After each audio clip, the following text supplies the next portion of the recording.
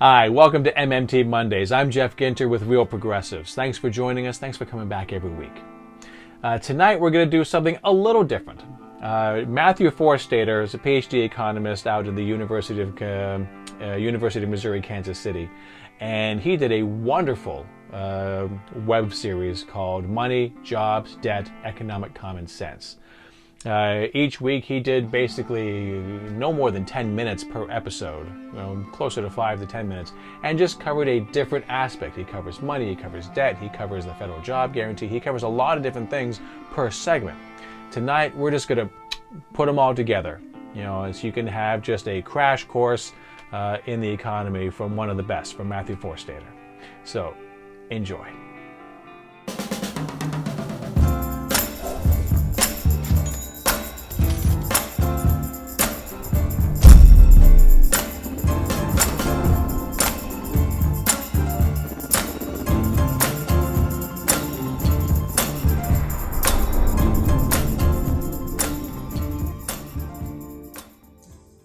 Welcome back to Jobs, Money, Debt, Economic Common Sense, a new online weekly video for debunking myths concerning unemployment, deficits, the national debt in our monetary system, and how we can create sustainable prosperity for the 21st century. Let the discussion commence. We're going to start with jobs. There is no single policy with as many potential benefits as true full employment at a living wage. This is because of the tremendous social and economic costs of unemployment for individuals, families, neighborhoods, nations, and the world. Almost every social problem that we have is directly or indirectly related to unemployment. Now, what do the so-called experts like the Chicago School say are the causes of unemployment? Lack of education and training. The unemployed don't have enough human capital, and they suffer from a culture of poverty. We are all for training and education, but not training people for non-existent jobs. We're for on-the-job training, learning by doing, while getting paid. My friend Phil Harvey of Rutgers Law School and the National Jobs for All Coalition has a great way to understand how education and training alone are not enough to solve the unemployment problem. He laid it out in a book I co-edited called Commitment to Full Employment in 2000. It's a parable about dogs and bones. Say there are 100 dogs on an island. Every day, a plane flies over and drops 90 bones down on the island. If a dog can get one bone, then 90 dogs get a bone and 10 go boneless. So the Chicago economists are called in to address this 10% rate of bonelessness. And they say that the 10 boneless dogs don't have enough motivation. They're lazy. They lack bone-fetching skills. So they take the 10 boneless dogs and train them and educate them to be better bone fetchers, and then when the plane flies over and drops the 90 bones down, maybe some of those dogs get bones, but then others are boneless. As long as we don't increase the total number of bones, we will never eliminate bonelessness. We will only be changing the distribution of bones, but we will not change the 10% rate of bonelessness. It's a game of musical chairs. We're just rearranging the chairs on the deck of the Titanic.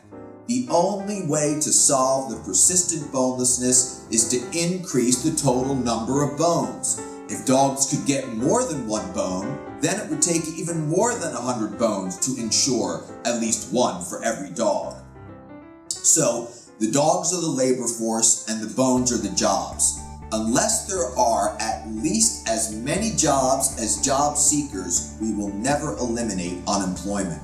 All the training and education in the world will not solve the unemployment problem unless we also increase the total number of job opportunities. So, are there as many job vacancies as unemployed people seeking work? Phil Harvey and others have conducted vacancy studies that show there are 5, 6, 7, and more job seekers for every vacancy. So training and education do not explain joblessness, and do not address persistent unemployment.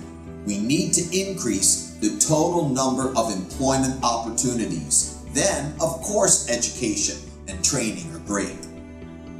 Guess who also understood this? The Reverend Dr. Martin Luther King Jr., who wrote in his 1967 book, Where Do We Go From Here?, that far too often, training becomes a way of avoiding the issue of employment. The orientation should be jobs first, training later. Unfortunately, the jobs policy of the federal programs has largely been the reverse, with the result that people are being trained for non-existent jobs. Jobs should be jobs and understood as such, not given the false label of training. One of the themes we will have occasion to return to in the weeks ahead is that, generally speaking, the unemployed and underemployed want to work if given the opportunity for a self-respecting job with decent wages and benefits. In 2001, the International Labor Organization invited me to advise the Ministry of Labor of Argentina, then going through a severe economic crisis, with unemployment, poverty, and malnutrition rising at alarming rates. We proposed a community service employment program that turned out to be extremely successful. Later, some of my colleagues and students went back down and studied the program, interviewing participants, many of whom were women.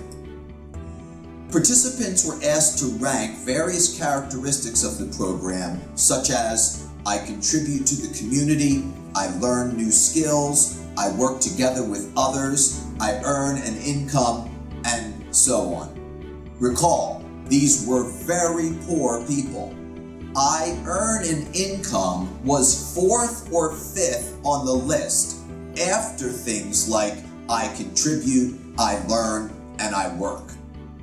Of course, this is not really news. We know people desire to collaborate, contribute, be creative.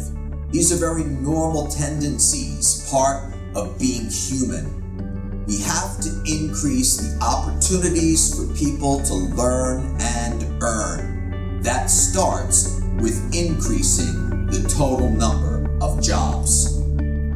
Welcome back to Jobs, Money, Debt, Economic Common Sense, a new online weekly video for debunking myths concerning unemployment, deficits, the national debt, and our monetary system, and how we can create sustainable prosperity for the 21st century.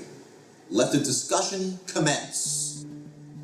Last time, we discussed how education and training alone cannot explain unemployment and underemployment, and so education and training programs cannot eliminate persistent joblessness or generate full employment.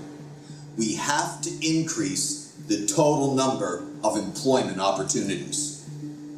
Today, we're going to turn to another of the foundational issues to be addressed in the show: the nature of our monetary system and its implications for public policy.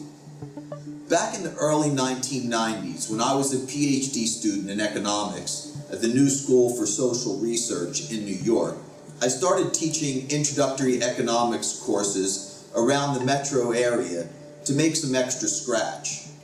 One of the things that surprised me the most was how many of the students thought the United States was still on the gold standard. The idea that dollars are intrinsically worthless was a shock to many of them. They were also surprised at how few countries in the world had ever had a convertible paper currency on a metallic standard, and for those that had, how relatively short the period of time during which the system was in place. We have to be a little careful with that term, convertible, because dollars can be converted into gold, of course, just not at a fixed exchange rate. You can take dollars down to the jewelry store or the pawn shop and convert them into gold, but you'll pay market prices. So that distinction between fixed and flexible exchange rates is crucial. And that also helps us to understand that there are other types of fixed exchange rates besides metallic standards. These days, the more important type of fixed exchange rate is when a country fixes the exchange rate between its own currency and another country's currency, the dollar, for example. Monetary unions, such as the Eurozone, often begin with member nations fixing their currency's exchange rates to one another and only later introduce an actual currency. The other important characteristic of chartalist money, sometimes called modern money or state money, or fiat currency with a floating exchange rate, is that the state, that is, government, has a monopoly of issue. What that really means is that the state names and defines the unit of account. The unit of account is a very important concept for understanding money. Otherwise, there is the danger of confusing or conflating money and the money thing. In other words, we don't want to confuse the unit of measurement with the thing it is measuring. In economics, this is so crucial, the importance of the distinction between real resources and accounting information can hardly be overstated. Resources, like human labor, natural resources, machines, and so on, are finite in ways money as accounting information, numbers entered in a ledger, keystrokes, is not. You can run out of land, but you can't run out of acres. You know who also understood this? Alan Watts, who is best known for introducing many Americans to Eastern philosophy and religion.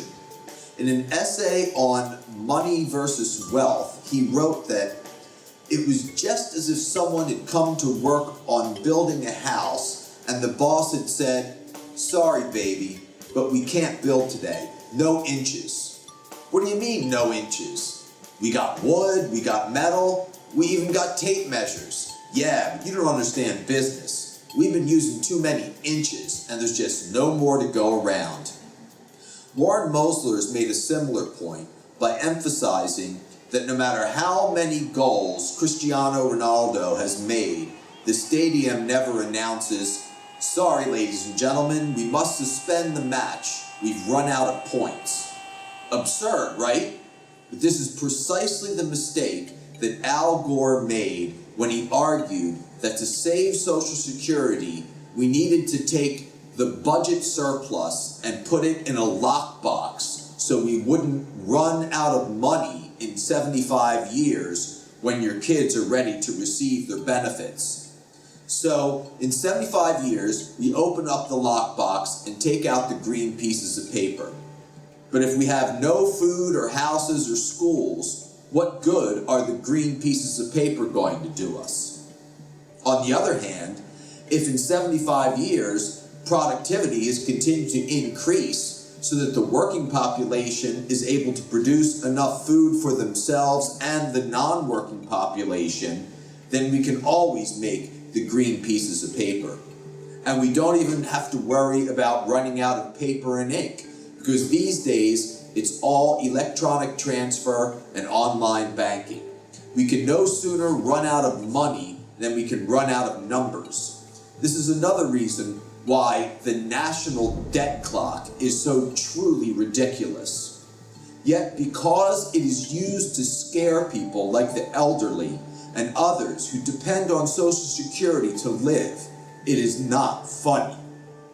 And because such propaganda may be used to destroy the most successful social program in history, it is dangerous. Is that tax money that the Fed is spending? It's not tax money. The banks have accounts with the Fed much the same way that you have an account in a commercial bank. So to lend to a bank, we simply use the computer to mark up the size of the account that they have with the Fed. So it's much more akin, although not exactly the same, but it's much more akin to printing money than it is to borrowing. As money monopolist and issuer of the intrinsically valueless currency, the state does not need the public's money in order to spend. What the state needs is for the public to accept its otherwise worthless bits of paper. If the state does not need the public's money, why does it tax? By imposing a tax obligation and announcing it will accept only its own monopoly money in payment of taxes, the state creates a demand for its intrinsically worthless currency and gives it value. Guess who also understood this? Adam Smith, who wrote in The Wealth of Nations that a prince who should enact that a certain proportion of his taxes should be paid in a paper money of a certain kind might thereby give a certain value to this paper money. As monopoly issuer of the currency, the state could not collect any money from the public in payment of taxes unless it had first spent or lent or given that money to begin with. The first key for any successful money is acceptability, general acceptability. General acceptability is driven by the money's acceptance by the government in payment of taxes and other obligations. Taxes are not levied for the purpose of generating revenue. A money monopolist's spending is never revenue constrained. This is what is meant by tax-driven money. Taxation creates a demand for otherwise worthless currency. Next time, we'll discuss the implications of tax-driven money for fiscal and monetary policies and managing government budgets and the national debt.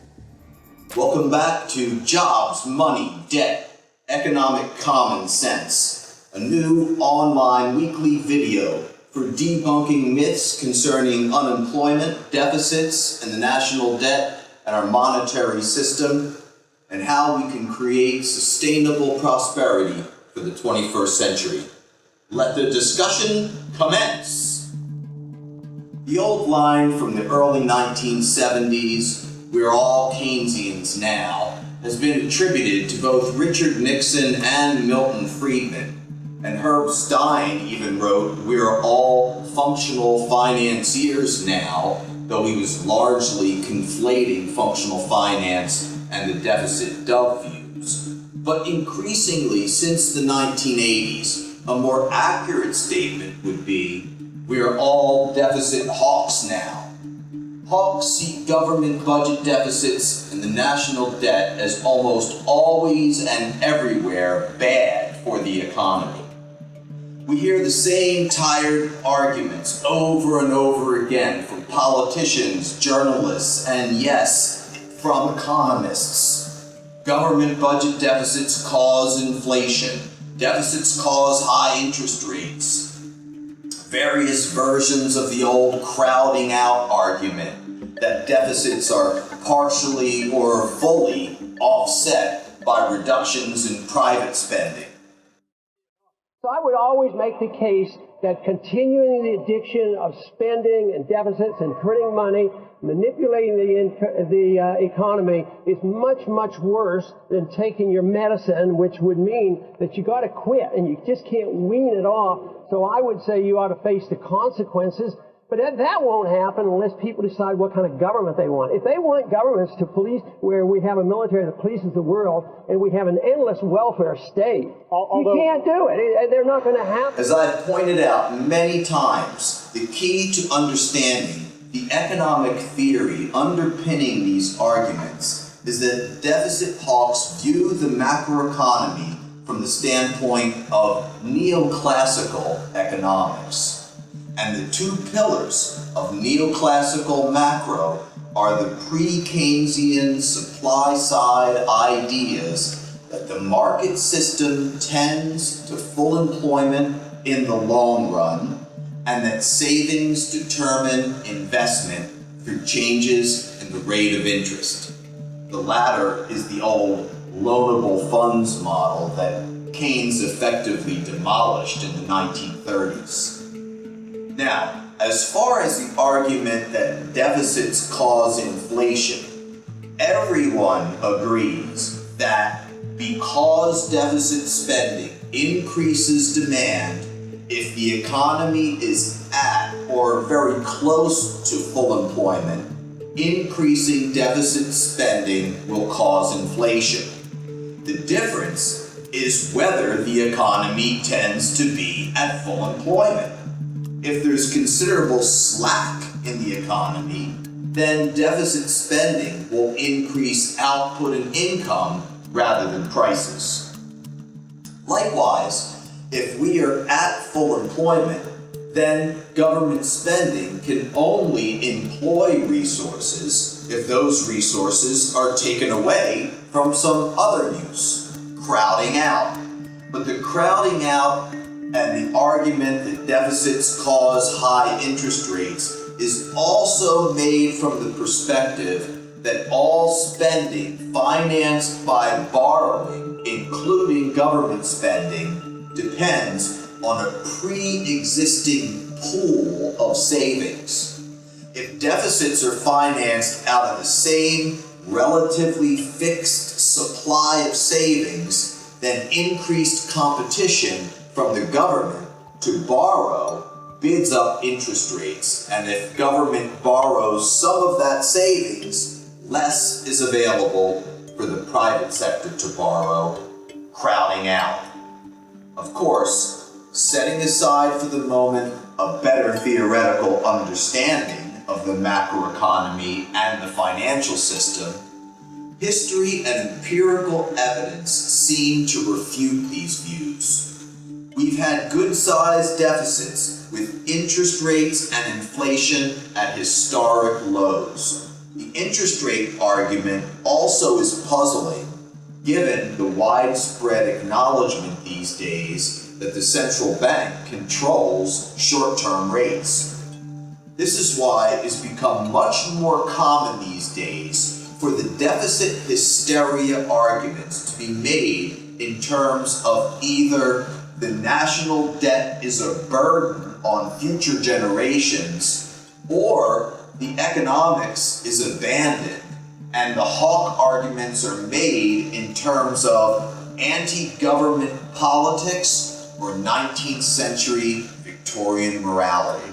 Has been burying our children and our grandchildren, both born and unborn, under a mountain of debt. Just to give an idea of the kind of misunderstandings that abound, Ronald Reagan said, if you stack dollar bills one on top of another equal to the value of the national debt, it would reach to the moon. My policy advice was to make thinner dollar bills, and then the pile would only go halfway to the moon. Clinton said something similar to Reagan, so Republicans and Democrats are equally clueless when it comes to government budgets and the national debt. To make matters worse, the value of a dollar isn't fixed, so using an image that depends on the width of the physical currency is that much more ridiculous.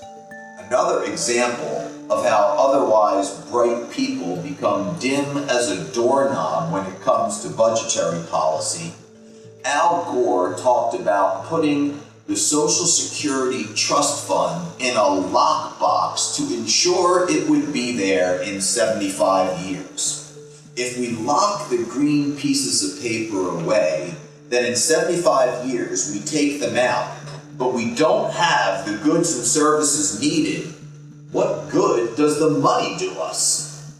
On the other hand, if we have the goods and services we need, we can always create the green pieces of paper.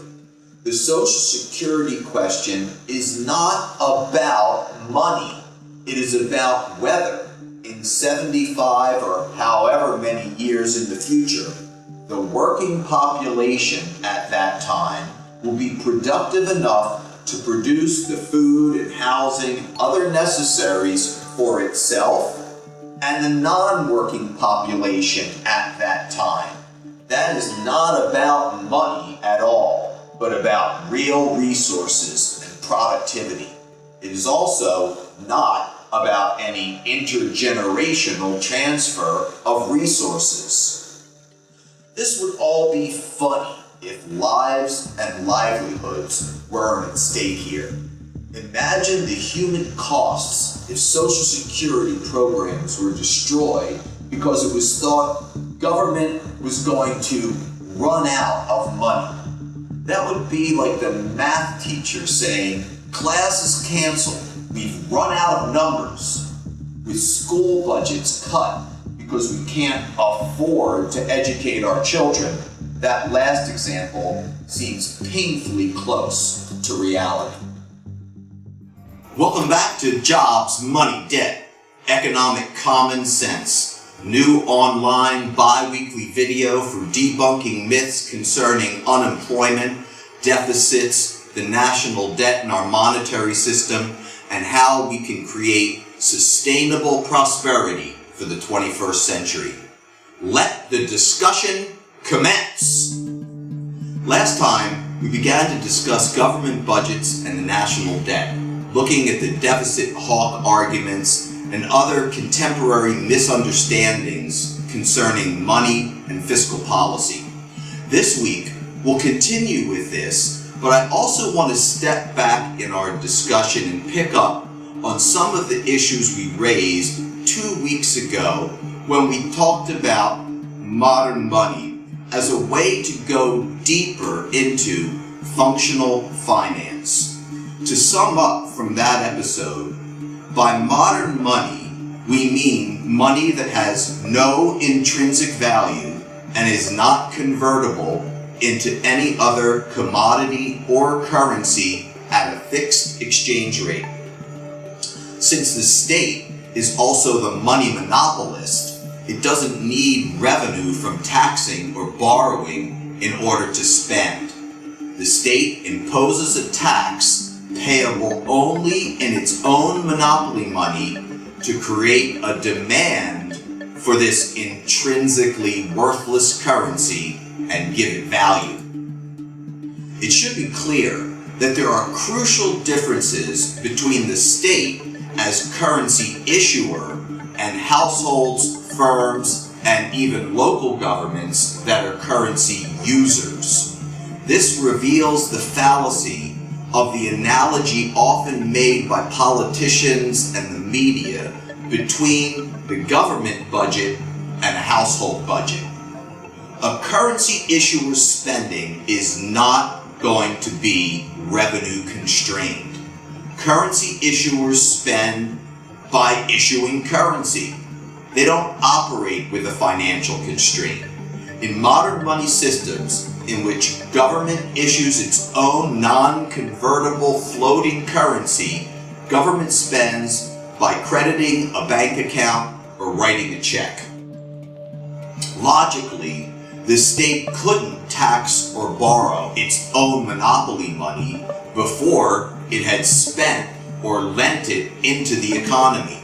So, just as the government currency issuer doesn't need to generate revenue by taxing in order to spend, it doesn't need to borrow its own monopoly money in order to spend.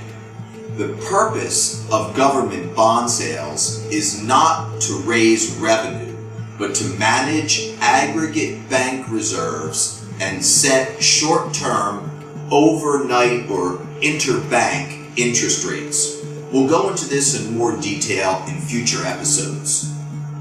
Functional finance, then, is the idea that policies should be judged on their ability to achieve the goals for which they were designed and not on any notion of whether they are sound or otherwise comply with the dogmas of traditional economics.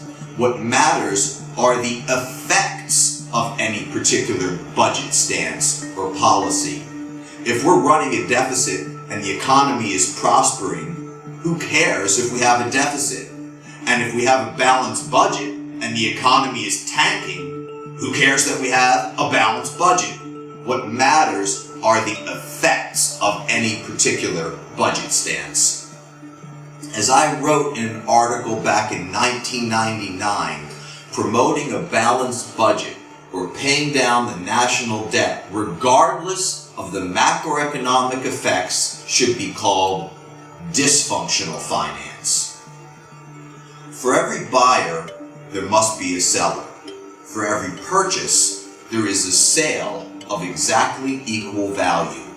For every debt, there is an asset of equal value. My deficit is your surplus. My debt is your asset.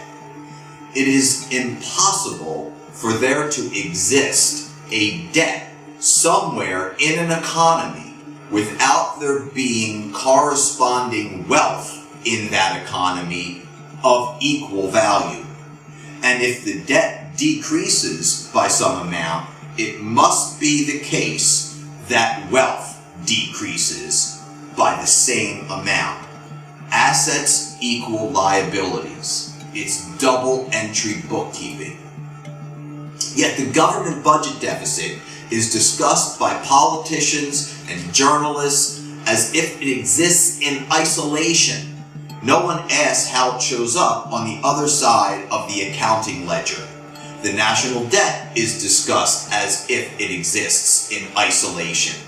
We have to ask the questions: where is the surplus corresponding to the government deficit? Where are the assets corresponding to the national debt? The government budget deficit is just accounting information. It tells us how much the non-government sector wants to net save in assets denominated in the domestic currency. The government deficit is the mirror image of the non-government surplus in this basic macro accounting identity, where non-government includes both the domestic or resident private sector, including both firms and households, and foreign or non-resident households and firms, and foreign governments. Deficits do not reduce savings, as deficit hawks argue.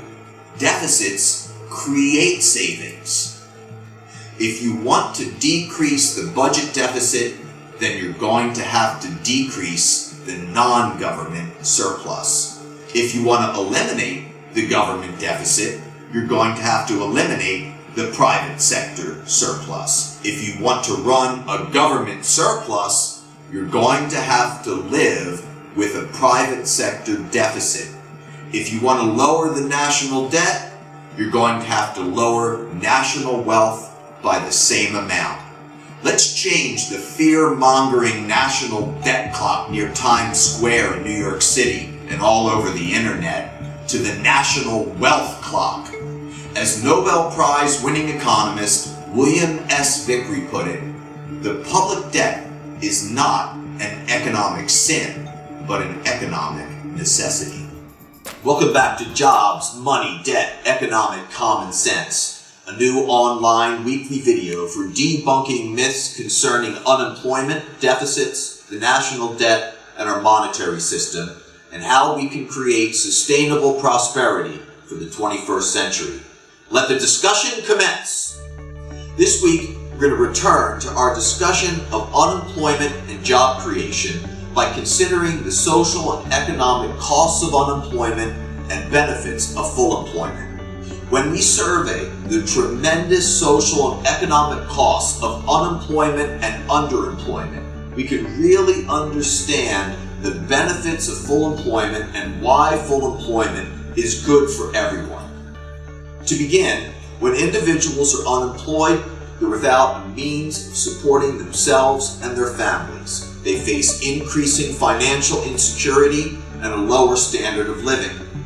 By denying communities a steady income stream, unemployment stifles spending. At least some of that spending would have been in support of local businesses. Local firms may lack the business they need to encourage investment and job creation. Studies have shown that unemployment is directly related to ill physical and mental health, as well as poor prenatal care. Individuals blame themselves, leading to depression. Financial insecurity means stress and anxiety. The unemployed often are unable to provide a healthy diet for themselves and their children. There are even studies showing a connection between unemployment and suicide. Unemployment increases crime rates, especially income-generating crime. This has many significant secondary effects. More crime means more people in the courts and in prison. More crime means more victims of crime. More crime means less safe communities. When there's high unemployment, job security is low. This can affect worker productivity. When people are out of work, their skills depreciate. Worse health means lower productivity. And unemployment also lowers worker morale. It's a short step from these facts to the acknowledgement that unemployment can decrease labor productivity. In addition to these microeconomic factors affecting productivity, there are also macroeconomic sources of lower productivity. Lower employment means slow growth of demand and lower capacity utilization, decreasing productivity. Related to this, unemployment stalls technical and organizational innovation. Unemployment means low demand and stagnant wages, which translate into low incentives for firms to innovate. Unemployment harms the elderly in a number of ways. Many elderly are dependents, so unemployment creates insecurity for them. The unemployed themselves are future elders, and so the long-term security of the elderly is affected by unemployment, by depleting savings and stimulating debt accumulation. There's a direct relation between unemployment and inequality. The social costs of greater inequality have been well documented. Of particular significance are the ways in which inequality makes everyone worse off, including those in higher income brackets. Increased inequality can threaten community and damage social cohesion. Unemployment not only depresses individuals. High unemployment can depress the entire community, not only economically, but in terms of the sense of community itself. Unemployment harms children and youth, who are our future. For example, unemployment can disrupt children's education. In the long run, this results in a less educated, lower skilled labor force. Unemployment is directly related to family disruption, such as divorce. Nobel Prize winning economist Amartya Sen has pointed out that there are three different aspects to employment: the income aspect, the production aspect, and the recognition aspect. This third aspect, the recognition aspect, implies that the unemployed are denied the opportunity to satisfy a deeply felt human need for social recognition tied to work. Unemployment therefore harms individual identity and dignity. Speaking of the production aspect, economists usually focus on the reduction in output associated with unemployment. These direct pecuniary costs alone can justify strong commitment to true full employment. But it almost certainly is the case that the total costs of unemployment are not merely a summation of the social, macroeconomic, and microeconomic costs. Rather, there may be a mutually reinforcing dynamic at work, in which costs in one area magnify the costs in others. In other words, positive feedbacks and reinforcing dynamics may predominate. These are the social and economic multipliers that result from unemployment, affecting individuals, families, neighborhoods, and communities in multiple ways. When these costs are considered, the gravity of the situation begins to become clear. The implications of these costs of unemployment are that the benefits of job creation and full employment include improved security, alleviation of a variety of social and economic ills, social and political stability, and expanded output, income, spending, consumption, and investment, and greater equality and lower poverty. Quite simply, a compelling argument can be made that the net benefits of job creation are enormous. This is why, within the institutional framework of contemporary capitalism, there may be no single policy with as many potential benefits as true full employment at a living wage benefits package. Welcome back to Jobs, Money, Debt, Economic Common Sense, a new online weekly video for debunking myths concerning unemployment, deficits, the national debt, and our monetary system, and how we can create sustainable prosperity for the 21st century. Let the discussion commence! Last time, we surveyed the social and economic costs of unemployment and the benefits of full employment. When we say true full employment, we mean zero involuntary unemployment. How is this possible? And is it consistent with price stability? In 1983, celebrating 100 years since Keynes's birth, Sir John Hicks wrote in The Economist magazine that the Keynes model is not just formally expressed in wage units. It is on a labor standard. A labor standard expresses the value of money in terms of labor, just as the gold standard expressed it in terms of gold.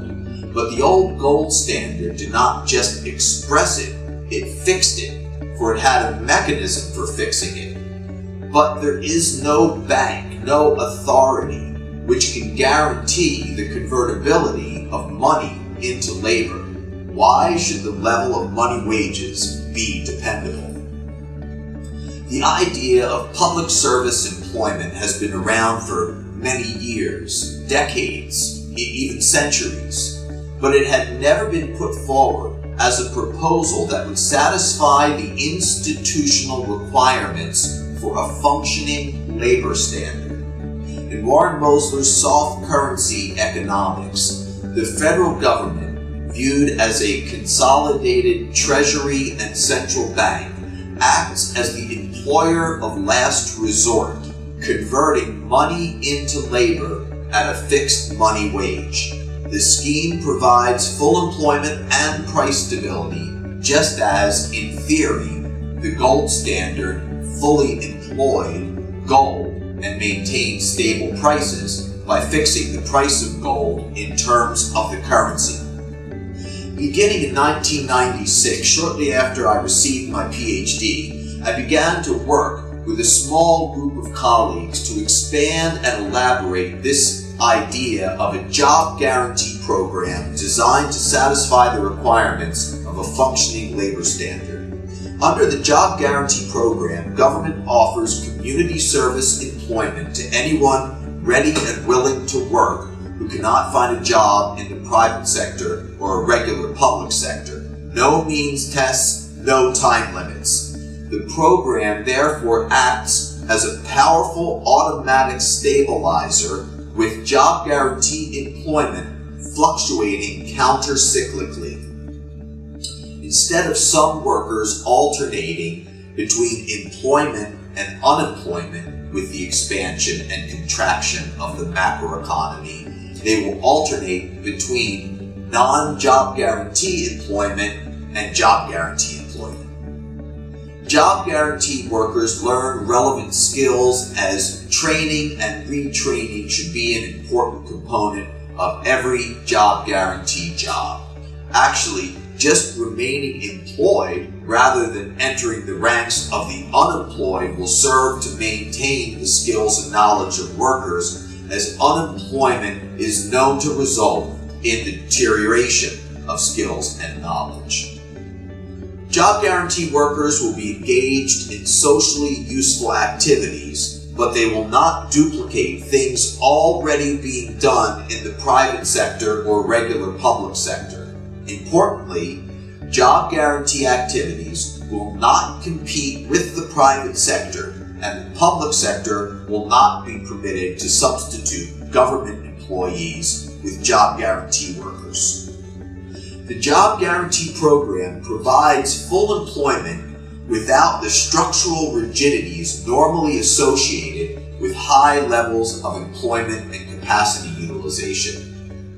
With the job guarantee, there's always a pool of labor available to be hired out of the program and into private firms.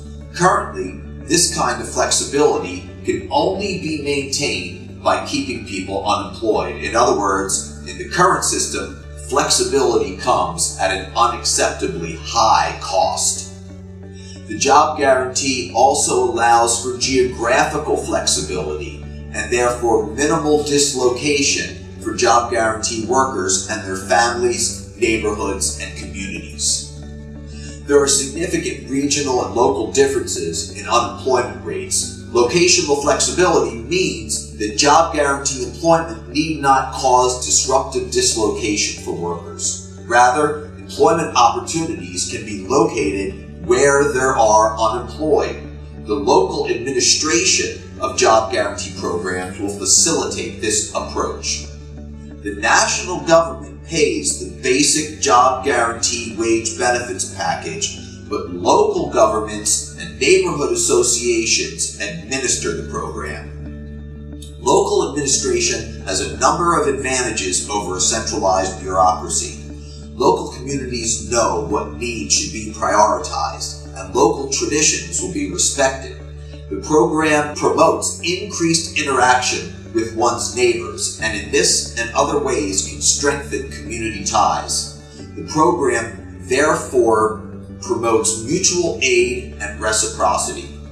Family and neighborhood empowerment allows for a program based on cooperation and local development. Numerous environmental benefits are also possible. Government budget deficits can be too large. They can also be too small.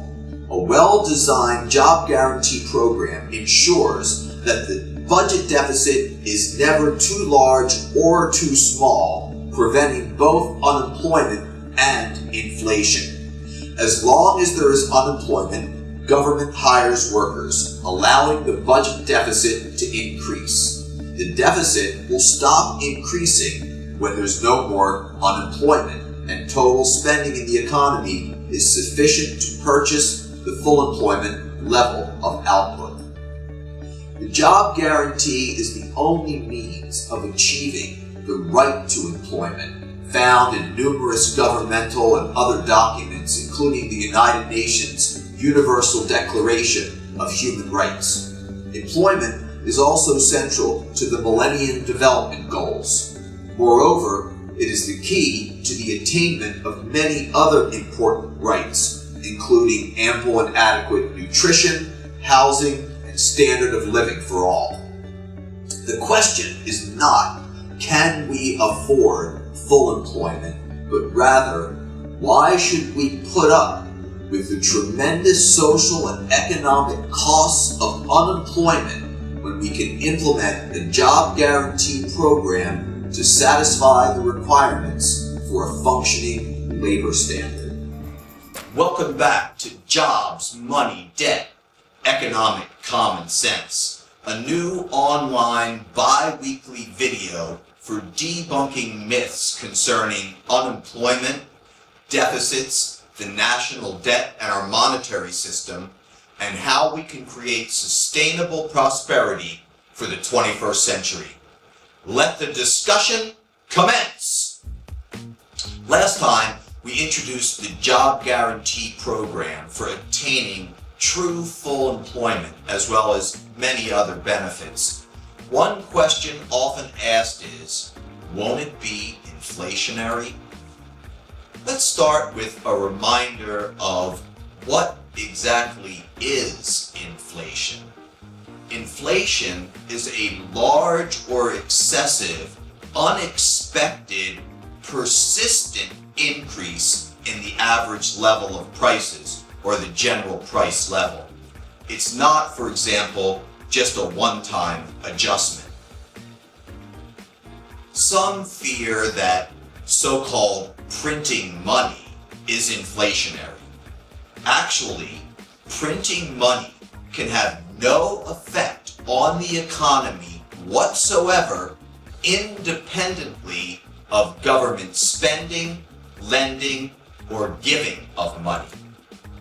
If $100 trillion were printed and then locked away in a closet, everyone would agree that it would have no effect on the economy. The money could only have an impact if it were spent, lent, or given away. If we are comprehensively accounting for all government spending, lending, and giving of money, then if we also considered printing money, that would be double counting. So we can just forget printing money. So, is the job guarantee inflationary, or is it consistent with price stability? Let me offer you 10 reasons why the job guarantee program will not be inflationary. First, the operation of the job guarantee program ensures that budget deficits will never be too large or too small. As long as there are unemployed workers, the job guarantee program will hire them, causing the deficit to expand. When there are no more unemployed people, the deficit will stop expanding. Also, fiscal policy, like government spending and taxes, can be further used to fine-tune the size of the job guarantee program to promote price stability. The job guarantee may also be directed toward public works and other infrastructure development and improvement that may promote private sector productivity growth. Studies have shown that infrastructure revitalization can cause an increase in private sector productivity. Think of improved roads allowing less wear and tear on trucks, for example. Next, the maintenance and appreciation of workers' skills and knowledge may result from the job guarantee, since we know that unemployment causes a depreciation of skills and knowledge. Staying employed in the job guarantee program maintains skills and knowledge, which keeps prices from rising too much by maintaining productivity. The job guarantee also results in a reduction in the social and economic costs of unemployment, for example, from crime, health, drug abuse, and so on. So there are offsetting decreases in spending that go along with the increases in spending on the job guarantee program. Other social costs can also be reduced as a result of the job guarantee activities. For example, if they are allocated to performing environmental services. And then spending on the job guarantee will be partially offset by a reduction in other forms of expenditure that the job guarantee makes unnecessary, such as unemployment benefits or other aid to the unemployed and their families. The job guarantee program will be less inflationary than income transfers because the job guarantee increases both aggregate supply and aggregate demand, whereas transfer payments only increase aggregate demand. Also, importantly, inflationary bottlenecks and other structural rigidities may be avoided with the job guarantee. If we try to expand the private sector to full employment through conventional Keynesian stimulus at high levels of employment and capacity utilization, we could hit production bottlenecks. But the job guarantee allows full employment of labor with some slack still in the private sector. Related to this, firms can continue to maintain reserve capacity even while the job guarantee guarantees full employment of labor. And finally, and perhaps most importantly, the basic job guarantee wage is set exogenously by the government and is therefore a perfectly stable benchmark price of labor that serves as an anchor to which the value of the currency is tied. Nobel Prize winning economist William S. Vickery used to say that 2% unemployment and 10% inflation is much better than 10% unemployment and 2% inflation. But fortunately, there is no reason why those are the only choices, since the idea that there must be a trade-off between full employment and price stability has been thoroughly refuted theoretically, empirically, and historically. With modern money and the job guarantee, we can have zero involuntary unemployment and price and currency stability. Hyperinflation is absolutely serious, but it has nothing to do with the job guarantee. Such references to the Weimar Republic or Zimbabwe are nothing but scare tactics of the promoters of austerity. According to the Austerians, when the people are hungry, their answer is they should tighten their belts. Abba Lerner compared the situation to the story of the emperor's new clothes, except instead of the king, it's the people who are without clothing because they can't afford it. Welcome back to Jobs, Money, Debt, Economic Common Sense, a new online bi-weekly video for debunking myths concerning unemployment, deficits, the national debt and our monetary system, and how we can create sustainable prosperity for the 21st century. Let the discussion commence. This season, we've discussed jobs, we've examined money, and we've explored debt. Now it's time to make some suggestions how these insights can be applied to a policy program promoting sustainable prosperity. We know that unregulated or poorly regulated capitalism is both macroeconomically unsatisfactory and environmentally unsustainable. The macro problems include unemployment, poverty, and inequality. On the environmental side, the economy has to satisfy several sustainability rules or conditions regarding things like the relation between emissions and the assimilative capacity of the environment, and the relation between renewable resource utilization and their renewal rates.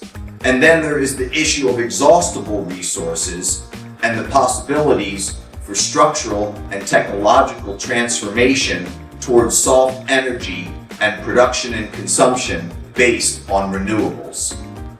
For many years I've been arguing that not only are conventional policy approaches to dealing with both the macro problems and the environmental challenges unlikely to work, but even if they did, successful macro policies increase environmental problems, and successful environmental policies exacerbate the macro problems.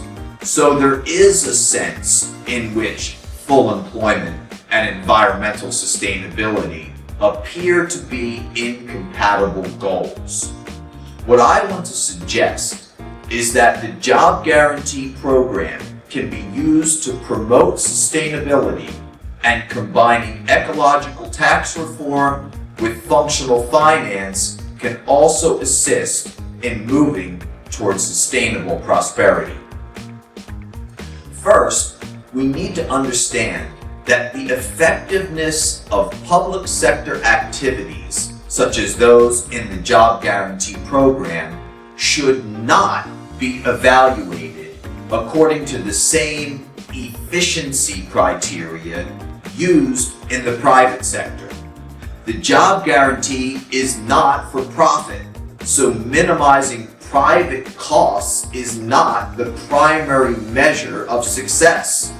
Of course, these activities should be cost effective, but they should be designed to achieve broader social, macro, and environmental goals. Private firms are compelled by competitive pressures to use cost-minimizing methods of production regardless of the environmental impact. Job guarantee activities can be designed so as to pollute less and use fewer exhaustible resources.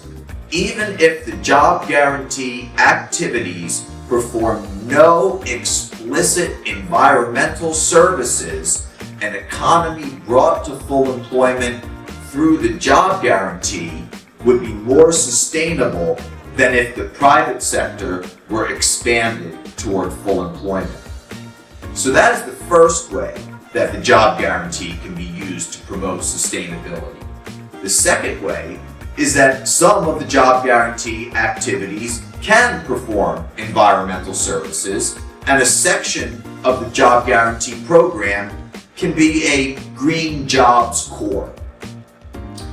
Things like community and industrial recycling, improved insulation for residential and commercial structures, carpooling, rooftop gardening and urban landscaping, solar energy applied to the public infrastructure, monitoring and enforcement, environmental education, and research support are all possibilities. These are just examples. There are so many ways that job guarantee jobs can promote sustainability. New green technologies can also be tried out in the job guarantee program, and workers can learn skills that can be applied in the economy at large. The third point about the job guarantee and sustainability is that there are numerous potential economic and environmental benefits of localism, and while the job guarantee is paid for by the federal government, it's administered and managed by local governments, NGOs, and community organizations. The next part of the policy package would be to combine functional finance with ecological tax reform. There are three important areas of agreement between these two approaches. First, both functional finance and ecological economics emphasize the distinction between money as accounting information and real resources subject to the laws of physics. Confusing these two results in some very real problems, as we saw in our discussion of the Social Security debate. The second understanding shared by the two can be summed up in the phrase, tax bads, not goods.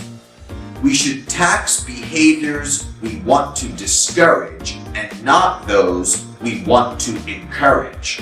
Right now, we do the opposite. We tax income, employment, innovation, and we do not tax or do not tax enough pollution and resource depletion. Environmental taxes include not only taxes, but things like subsidies, quotas, and so on, to reward green behaviors and punish dirty behaviors. The third common theme found in functional finance and ecological economics is that, generally speaking, in a state currency system with floating exchange rates, the nominal risk-free rate of interest should be zero, or in any case, low interest rates have many economic and ecological benefits. The job guarantee is perfectly consistent with a shorter work week, which may be an important part of sustainable prosperity. A shorter work week alone will not suffice to provide full employment or solve the other macro problems, as well as provide price stability. But a shorter work week can be instituted along with the job guarantee.